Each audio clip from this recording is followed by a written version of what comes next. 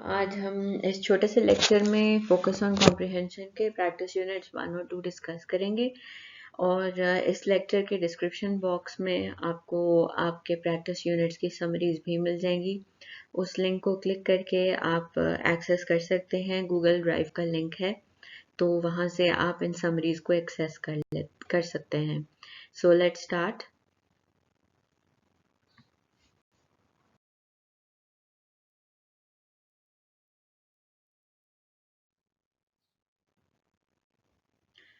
अगर आपने टेक्स्ट की रीडिंग कर ली हुई है तो प्रैक्टिस यूनिट 1 वियतनाम के शहर हनोई के अंदर एक मशहूर सूप है फो, उसके बारे में है। सो राइटर इस प्रैक्टिस यूनिट का मकसद सबसे पहले तो ये है कि आपने जो यूनिट 1 से लेकर 5 तक जितने भी आपने कोई समराइजेशन के और टाइप्स ऑफ टेक्स्ट के आपने बारे में जितना पढ़ा है वो सारी प्रैक्टिस आपकी यहाँ पर आएगी। स्पेशली यूनिट 2 to 5 तक आपने जितना भी कुछ पढ़ा है कि किस तरह के टेक्स्ट होते हैं, किस टाइप्स के टेक्स्ट होते हैं और फिर उनकी समरीज किस तरीके से बनाई जाती हैं, टेक्स्ट को किस तरह से रीड किया जाता है, ये बेसिकली इस टेक्स्ट के अंदर वो तमाम चीज़ें आ जाती हैं। इस के अंदर सबसे ज़्यादा जो नोट करने वाली बात यह है कि वो राइटर की डिस्क्रिप्शन है। अगर आपने पूरा टेक्स्ट पढ़ा है, और मैं रेकमेंड करूँगी कि आप पूरा टेक्स्ट पढ़ें, तो उसके अंदर आपको बड़ी डिटेल आपको राइटर की तरफ से डिस्क्रिप्शन देखने को मिलेगी। राइटर ने बहुत अच्छे तरीके से हर एक चीज़ को डिटेल में मेंशन किया है, डिस्कस किया है, और अगर आप इसको ध्यान से पढ़ें तो आपको पढ़ने वाले को यही महसूस होगा कि वो वहीं पर मौजूद है। तो एक अच्छे राइटर की पहचान यही होती है कि वो अपने एक्सपीरियंस को दूसरे लोगों के साथ इस तरीके से शेयर करे कि पढ़ने वाले को लगे कि वो वहीं पर उसके साथ मौजूद था और उन तमाम चीज़ों को एक्सपीरियंस कर रहा था।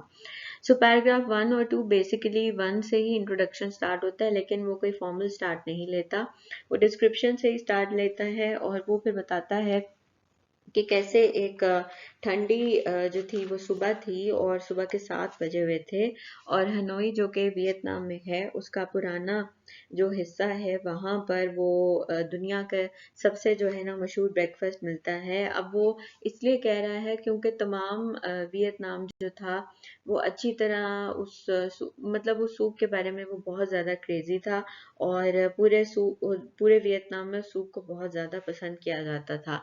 तो ये बेसिकली नूडल सूप था और इसका नाम फो था। पैराग्राफ 2 में वो हमें उसके फॉग के बारे में बता रहा है।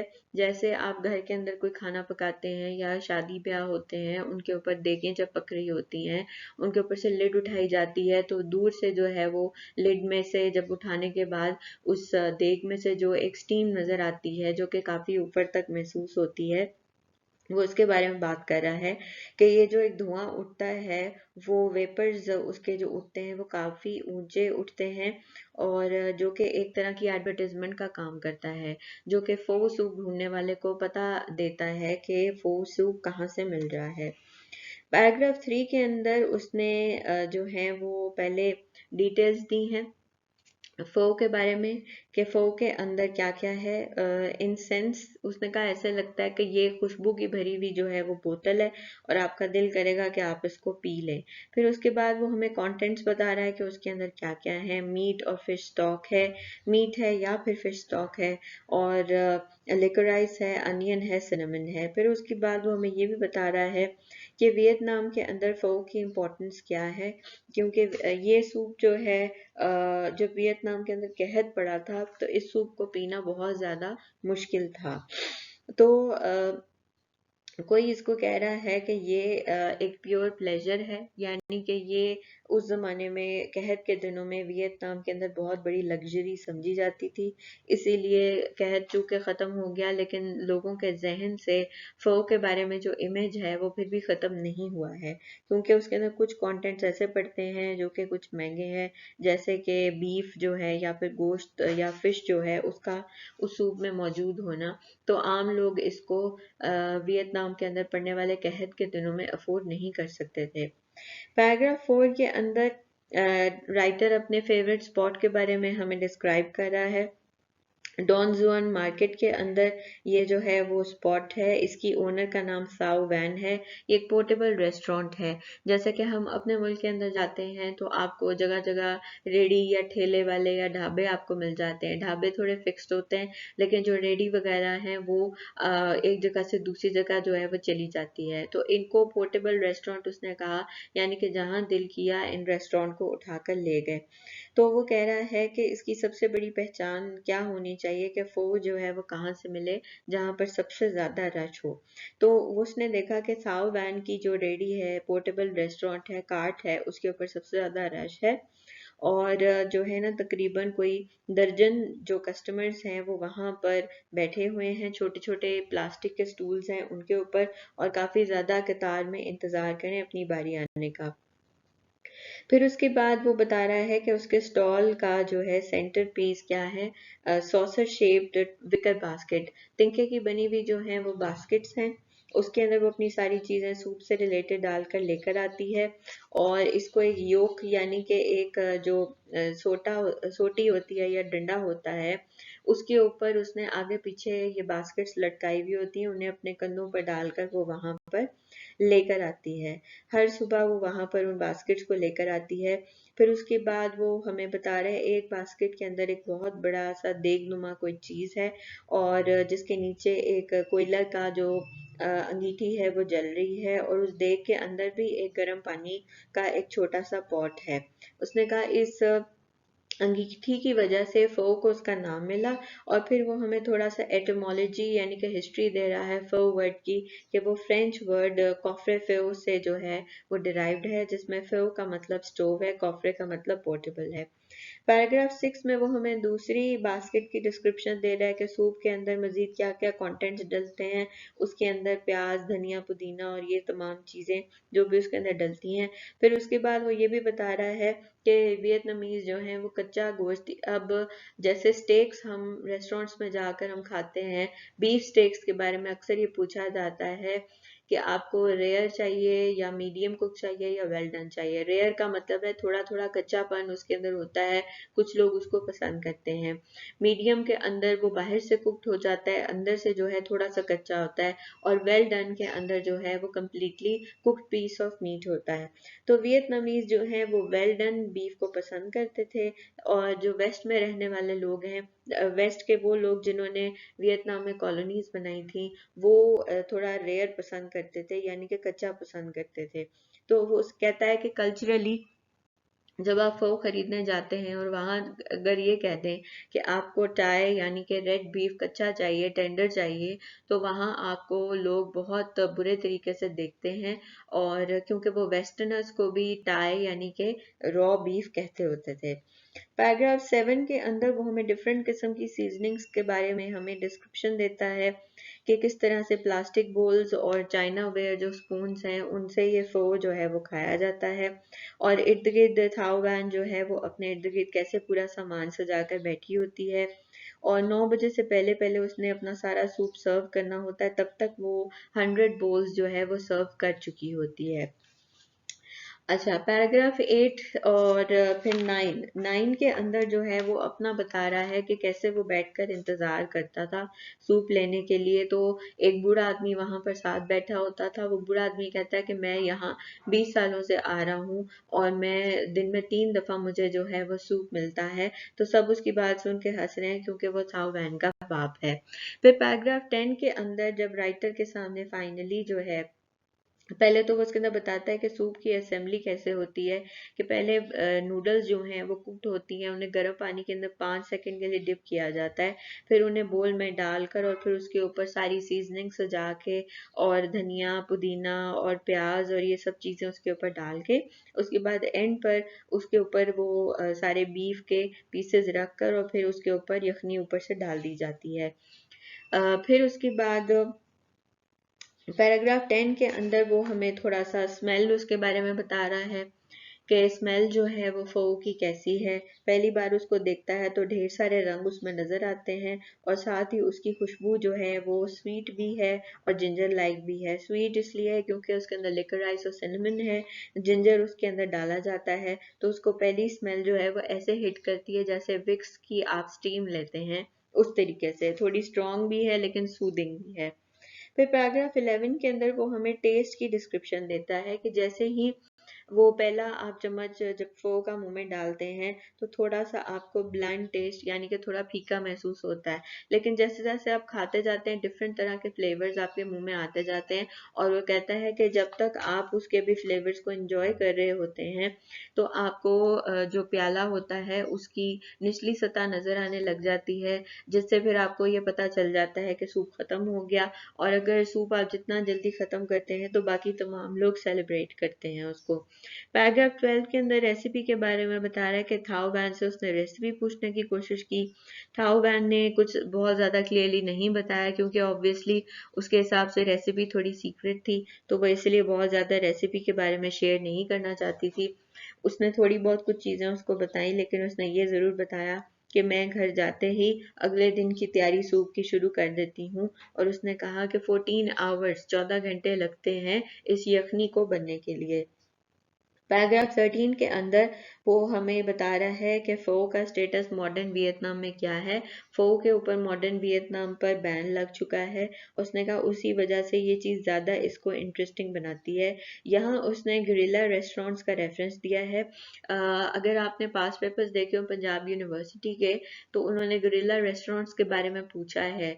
तो अगर आपको क्वेश्चन आता है एग्जाम में, आप थोड़ा सा उसके बारे में ये बता सकते हैं वियतनाम की हिस्ट्री के रेफरेंस से कि जैसे वियतनामीज ने जंग लड़ी और वो गुरिल्ला वॉर ही वियतनामीज ने लड़ी जब अमेरिका ने भी उनके ऊपर जो था वो हमला किया था। और उससे पहले जो था उनके ऊपर जो कॉलोनीज थी, उसके बाद जो था ना वो जब आज़ाद हुए तो तब तक जो है ना उसने कहा कि गुरिल्ला रेस्टोरेंट्स का फ़ोन ने कहा कि हम गुरिल्ला रेस्टोरेंट्स इसलिए बनाते हैं क्योंकि हमें इसकी काफ़ी प्रैक्टिस है। उसके कहने का मतलब यही था कि चूंकि हम जंगें लड़ते रहे हैं और हमने गुरिल्ला वॉर बहुत दफ़ा की है, तो इसलिए गुरिल्ला एक्सपीरियंस किसी भी तरह का करना हमारे लिए कोई बहुत ज़्यादा मुश्किल बात नहीं है। पैराग्राफ 14 में वो हमें ये बता रहा है कि कैसे पॉलिटिकल सिनारियो ने काफ़ी ज़्यादा फ़ो की पोजीशन को चेंज कर दिया है। पहले तो 1954 तक जो था वो बैन लगा हुआ था। रेस्टोरेंट्स जो कि प्राइवेटली ओन थे या फिर स्ट्रीट वेंडर्स जो रेड़ी बांधते उनके ऊपर बैन लगा हुआ था, लेकिन 1954 के बाद जो है हो ची मिन और कम्युनिस्ट पार्टी जो थी वो जब इक़्तिदार में आई तो उन्होंने लेट 80s में जो था वो एक नया उन्होंने लॉ पास किया और रेस्टोरेंट्स को जो है ऑफिशियल उन्होंने परमिशन दी प्राइवेटली खोलने के लिए। Let's move on to practice unit 2।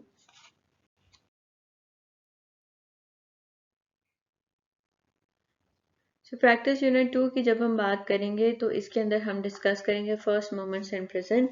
जो राइटर है आर्थर कोसलर, उसको स्पेनिश सिविल वॉर के अंदर गिरफ्तार कर लिया गया था और उसको फाशिस्ट ने गिरफ्तार किया था और उसे पकड़ के जेल में बंद कर दिया था क्योंकि वो गवर्नमेंट की पॉलिसी और इक़्तिदार में आने वालों के खिलाफ बात कर रहा था।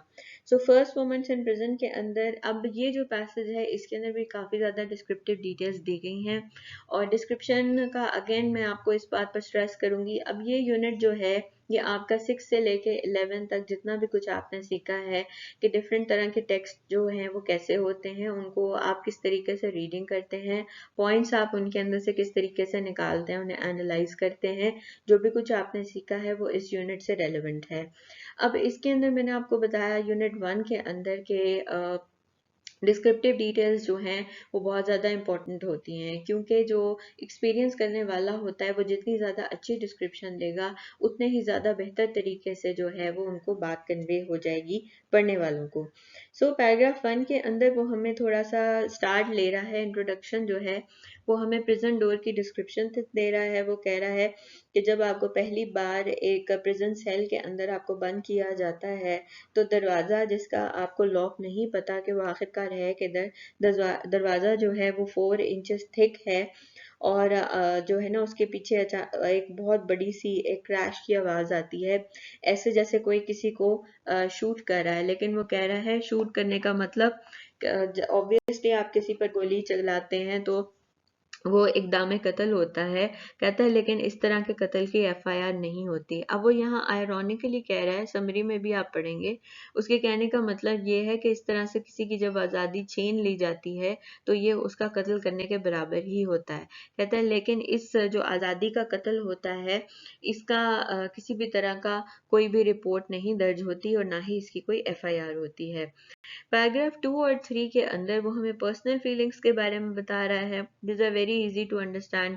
वो कह रहा है कि जब दरवाज़ा जो है ना वो आपके पीछे बंद होता है, आप सेल के बिल्कुल बीचों बीच खड़े होते हैं, तो आप कई बार सोचते हैं आपकी तरह दूसरों को भी यही फीलिंग्स आई होंगी। फिर उसके बाद आप अपने इर्द गिर्द का जायजा लेते हैं, देखते हैं कमरे के अंदर क्या कुछ मौजूद है।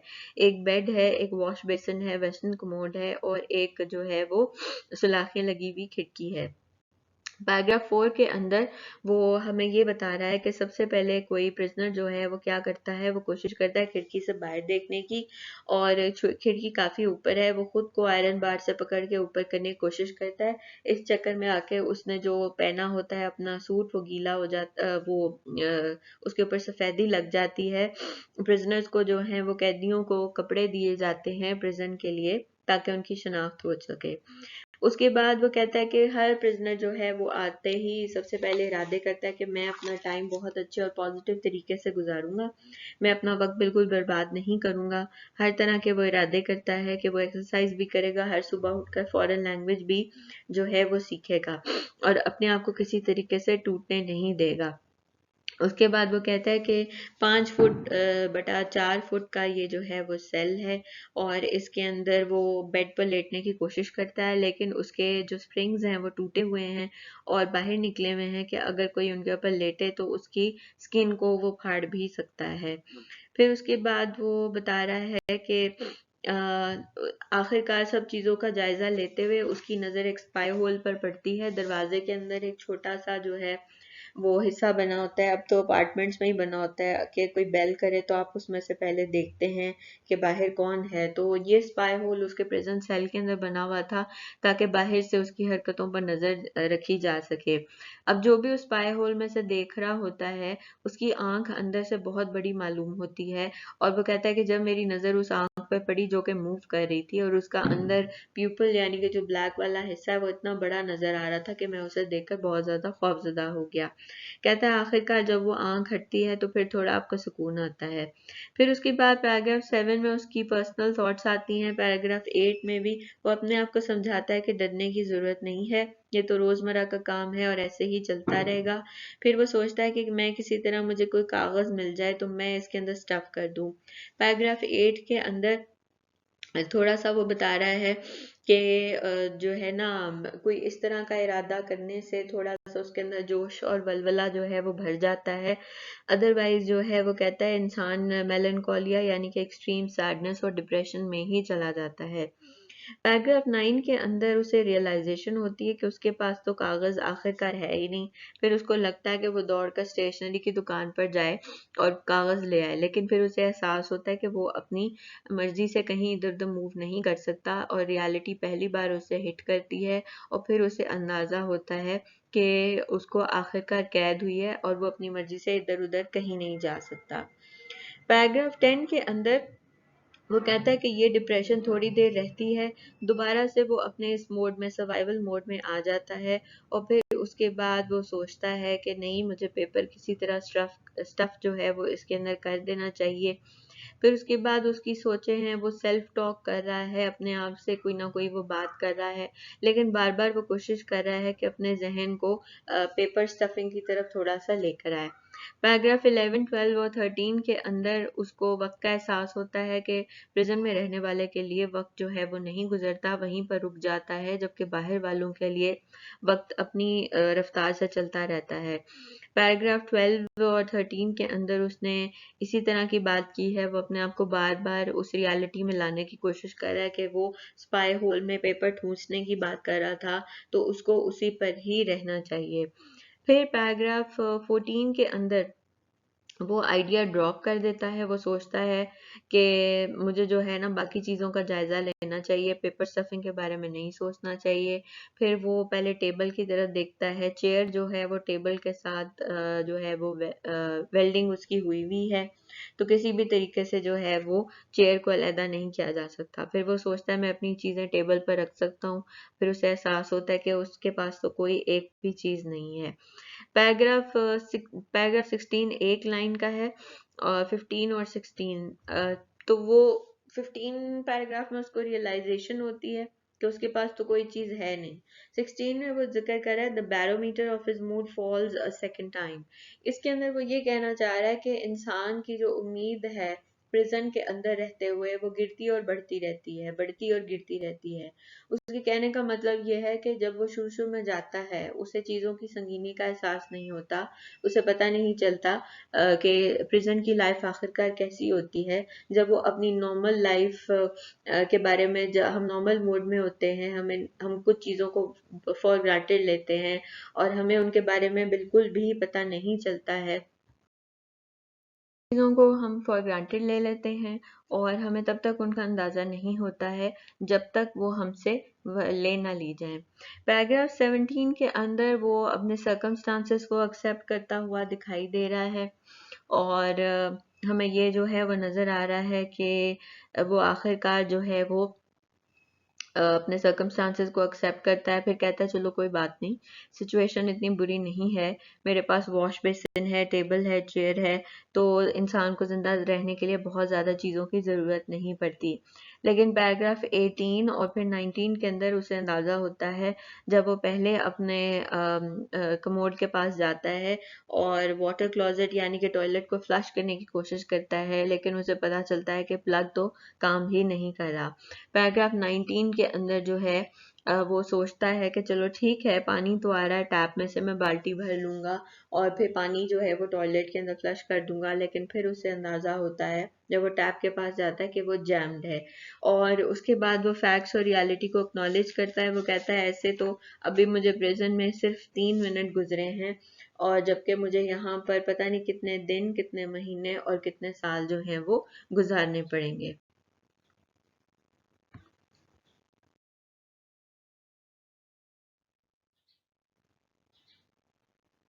So now we are done with today's practice units 1 and 2. आपको मैंने लेक्चर के शुरू में कहा कि आप डिस्क्रिप्शन बॉक्स में से गूगल ड्राइव का लिंक है, उस पर क्लिक करके आप अपनी समरीज को एक्सेस कर सकते हैं। और नेक्स्ट जो है वो लेक्चर में होपफुली कल तक इंशाल्लाह आपको ऑक्सफोर्ड प्रैक्टिस ग्रामर के जो बाकी हमारे टॉपिक्स रह गए हैं, एक प्रेपोजिशन है और एक लिंकिंग वर्ब्स है, वो भी आपको आने वाले 1-2 दिनों में लेक्चर इंशाल्लाह मिल जाएगा। Alright, so the lecture has formally ended. Allah Hafiz.